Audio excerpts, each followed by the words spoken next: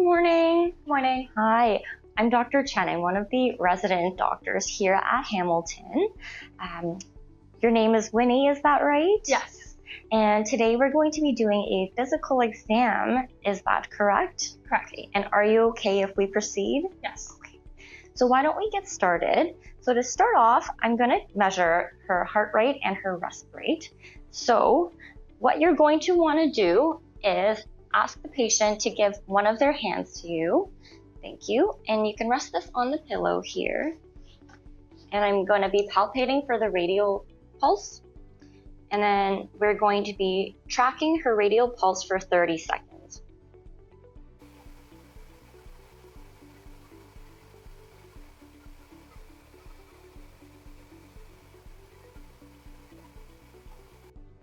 And then after 30 seconds, while keeping your hand on her radial pulse, you'll also want to track her respiratory rate for another 30 seconds. And you can do this by looking for chest rise and fall.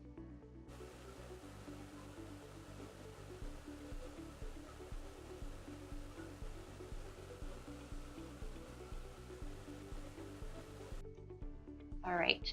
So after you take the values that you've gotten and you multiply by 2 so that you get the respiratory rate and the circulatory rate in a minute.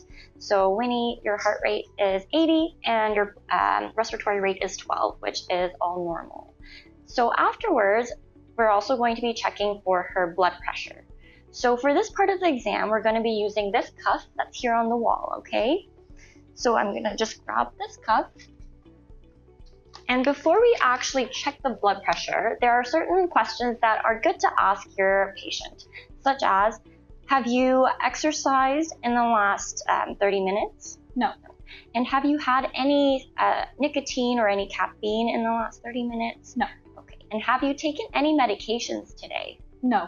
Okay. And is there a certain arm that you prefer for us tracking the blood pressure? Nope.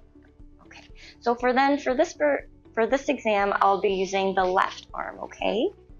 Before we start applying the blood pressure cuff to the patient's arm, it's also important to make sure that the patient is in the right position.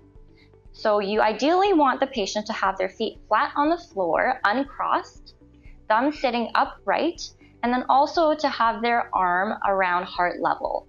And sometimes it can help to have a pillow under their arms to elevate their arms to that level. All right, so we'll be taking the blood pressure cuff from here.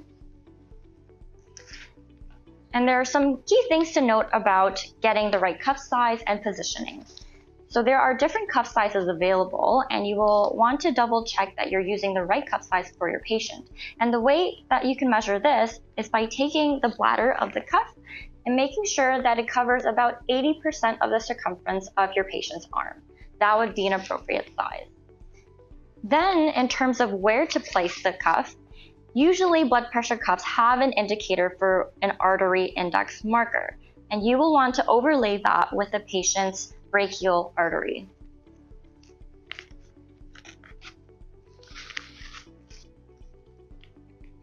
Keep in mind that you want to leave around 2 to 3 centimeters between the bottom of the cuff and the antecubital fossa of the patient.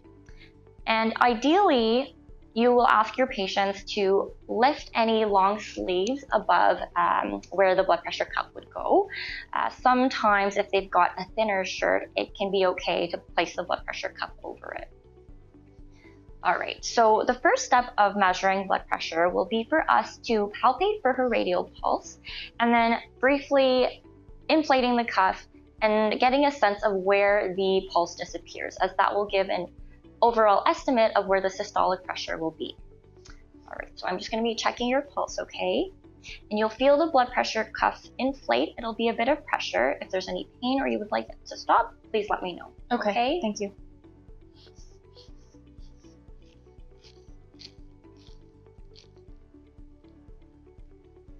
Okay, so her pulse disappears around 120.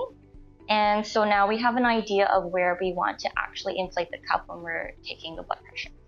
So for the next step, we're going to take our stethoscope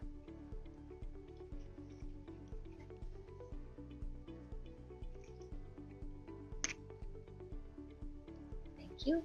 And just place the actual diaphragm over the brachial pulse.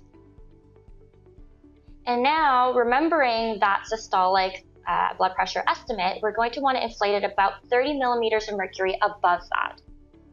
So once again, the blood pressure cuff will inflate, which means that you'll feel a bit of pressure on your arm, okay? This time it'll be inflated for a bit longer, so if it's uncomfortable or painful, please let me know and we can deflate it, okay? Okay, thanks.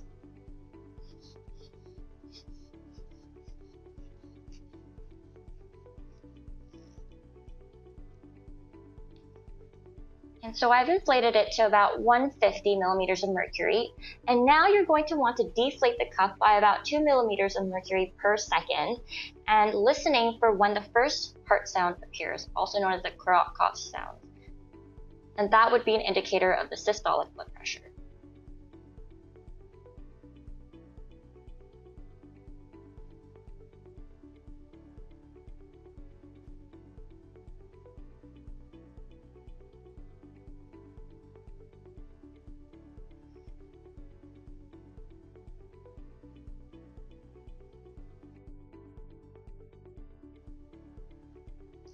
For the purposes of this exam, I will deflate the cuff first and then explain what I've just listened for.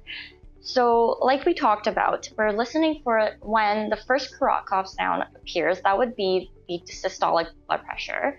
And then while still deflating the cuff at around 2 millimeters of mercury per second, we're then listening for when the heart sound disappears again, and then deflating it for another 10 millimeters of mercury to make sure that it's disappeared.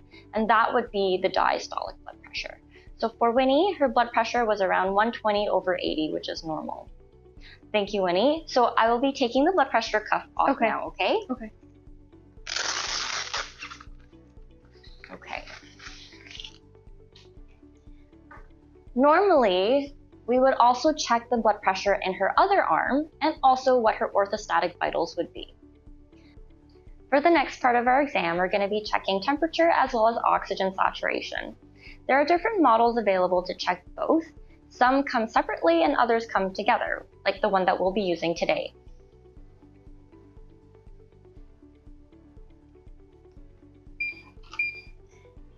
So usually with the temperature probes, it comes like this with reusable covers that you can put on it. And for patient hygiene, we're going to be wanting to use a new cover for our patient. And it usually just clicks on like that. Now for the temperature part of the exam, it is a little bit more invasive, so it's always a good idea to remember to ask for consent. So Winnie, for the next part of our exam, we're checking temperature. So this probe will go under your armpit. Is that okay with you? Absolutely. Okay. So if you don't mind lifting your left arm, perfect, and just closing it over that, excellent. And we'll be letting the temperature probe check the temperature. It usually takes a few seconds. Okay, perfect. Thank you, Winnie. No problem. And remember, because we've put on the reusable cover, that we also want to take it off and dispose of it.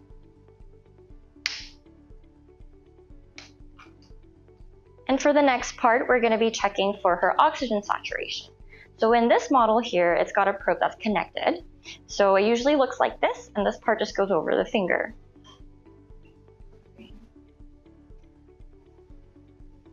All right, so I'm going to place this over your index finger, okay? Okay. Excellent. And once again, it just takes a few seconds to get a reading.